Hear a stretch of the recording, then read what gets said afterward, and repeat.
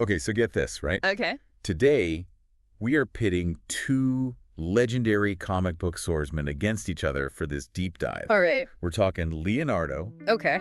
the katana-wielding leader Mm-hmm. of the Teenage Mutant Ninja Turtles, Right. versus Usagi Yojimbo, the rabbit Ronin, with a blade as sharp as his wits. All right. Now, you might be thinking, mutant turtles and a samurai rabbit. Mm-hmm. That's a pretty wild matchup. Yeah.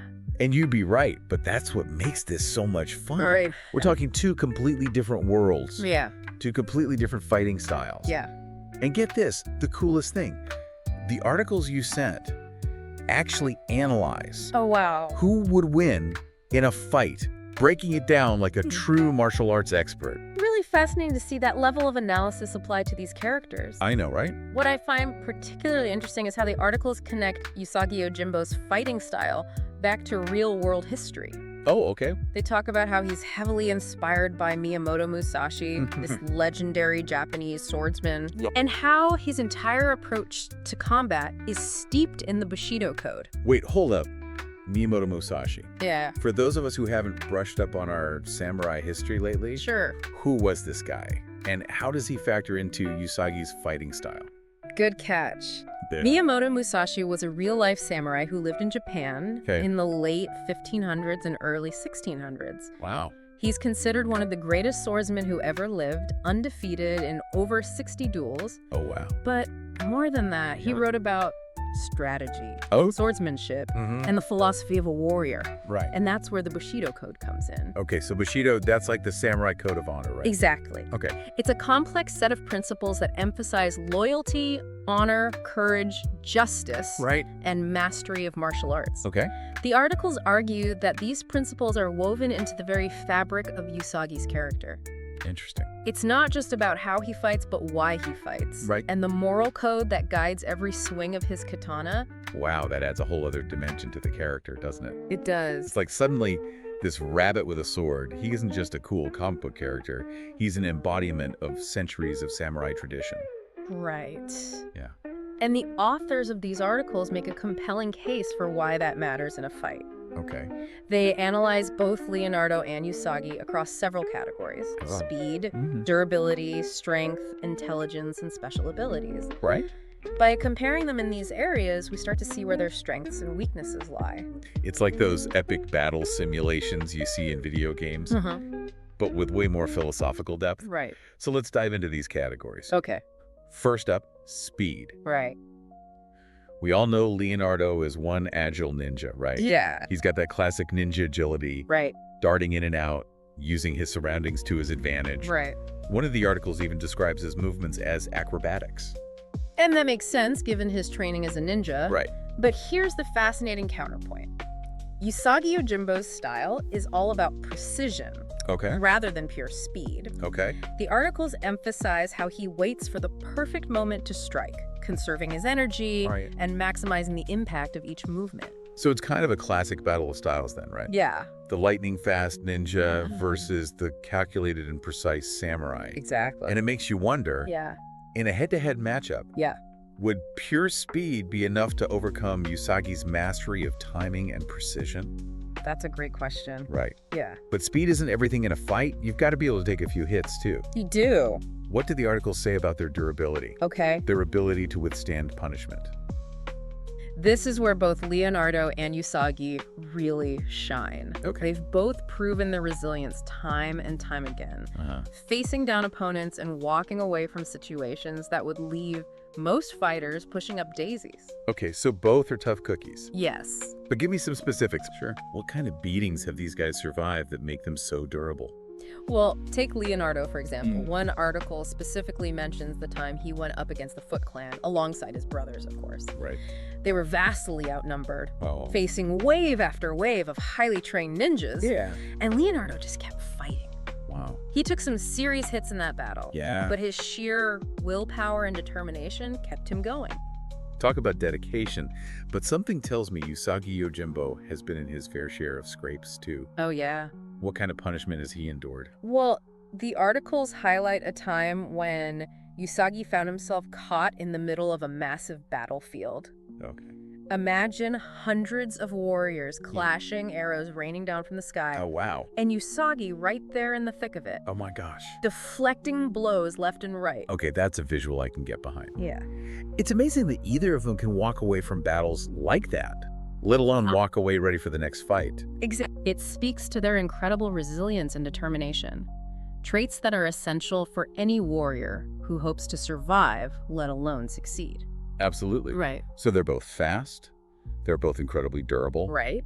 What about raw strength? Who hits harder? That's an interesting question. Yeah. When it comes to sheer physical power, Leonardo's no slouch. Right. He's a mutant turtle, after all. True. One article mentions how his blows have been known to dent steel. Wow. But his real strength lies in his agility and technique, using his opponent's momentum against them. So not just brute force, but using his opponent's strength as a weapon against them. Exactly. Clever. But what about Usagi? The articles emphasize that Usagi's strength comes from years of dedicated training and discipline, Right. honing his body and mind into a weapon. Right. He may not have Leonardo's raw power, Right. but his strikes are said to be incredibly precise and powerful. Okay. One article even compares his katana strikes to a master calligrapher's brushstrokes, elegant, precise, and capable of incredible force.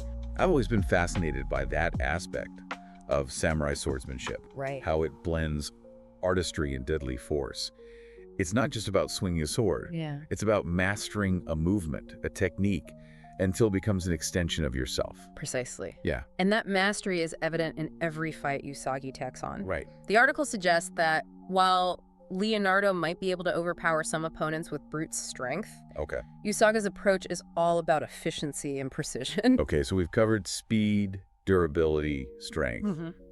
But what about brains? Yeah. Every good warrior needs a good head on their shoulders. Which of these two has the edge when it comes to intelligence and strategy? Both Leonardo and Usagi are incredibly intelligent and strategic thinkers, Okay. though their approaches differ based on their experiences and personalities. Okay. Leonardo, as the leader of the Teenage Mutant Ninja Turtles, Right. is a natural tactician. Right. The articles highlight how he's always thinking several steps ahead, Okay. analyzing his opponent's weaknesses and formulating plans on the fly. That makes sense. Leading a team of mutant turtles against Shredder and his goons would definitely force you to up your strategy game. But what about Usagi? What kind of strategic mind does he bring to the table? Well, think about Usagi's life as a wandering ronin. Okay. He travels from village to village, Right. encountering all sorts of characters and challenges. Right. He's constantly having to assess situations, Yeah. identify threats, Right. and make decisions with limited information. It's like every day is a strategic puzzle for him. Yeah.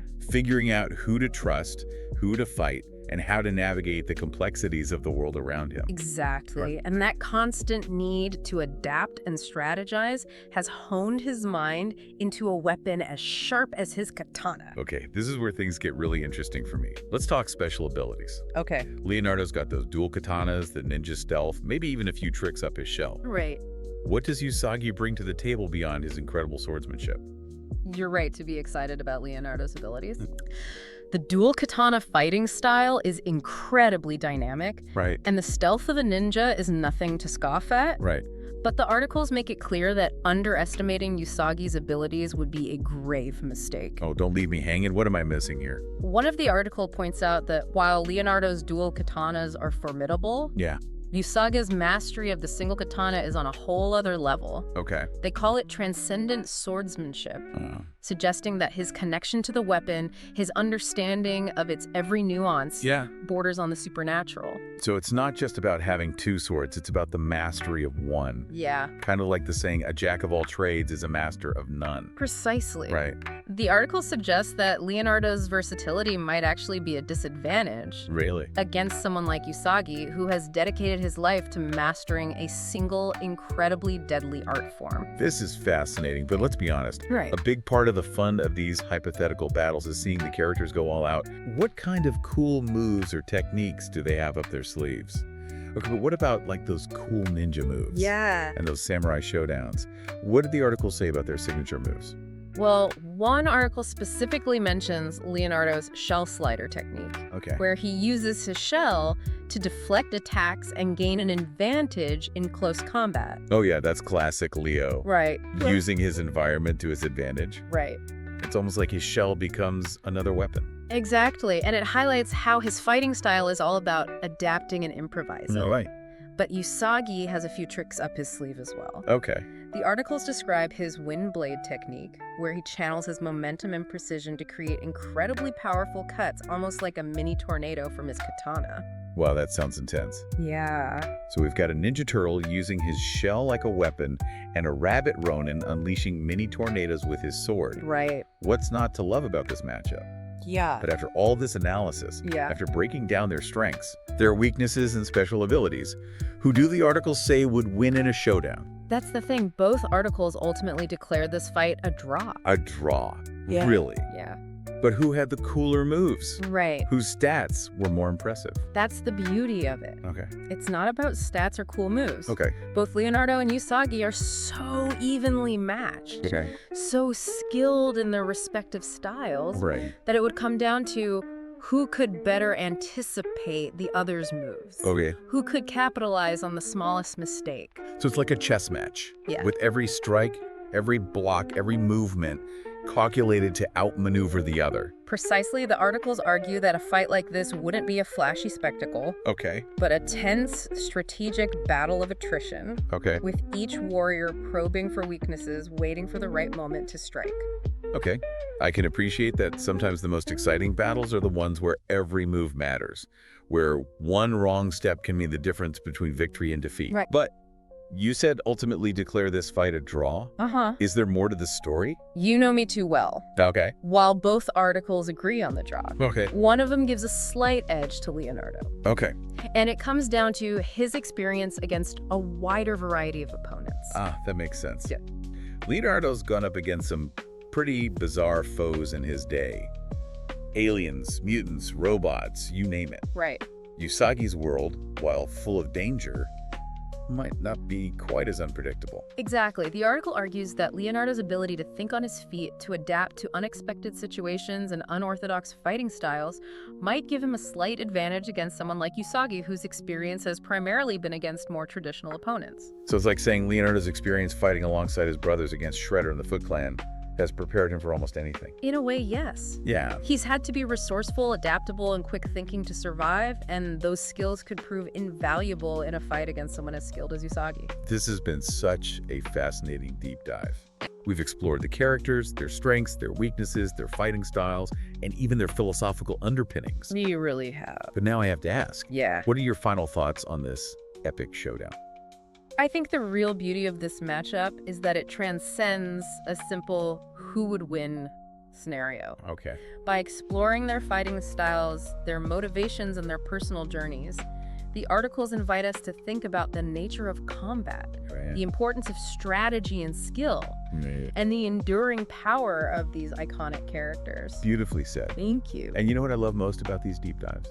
What's that? It's like we're only scratching the surface. Yeah. The articles give us the framework, the knowledge, but ultimately it's up to us to imagine how the fight would unfold to fill in the gaps with our own creativity. Exactly. So to everyone listening, we want to hear your thoughts. Who do you think would win in a fight between Leonardo and Usagi Yojimbo? What strategies would they use? What epic moves would they unleash? Head over to our website, find us on social media, and let us know. And there you have it, folks. Another deep dive successfully navigated. Until next time, keep exploring, keep asking questions, and keep those imaginations running wild.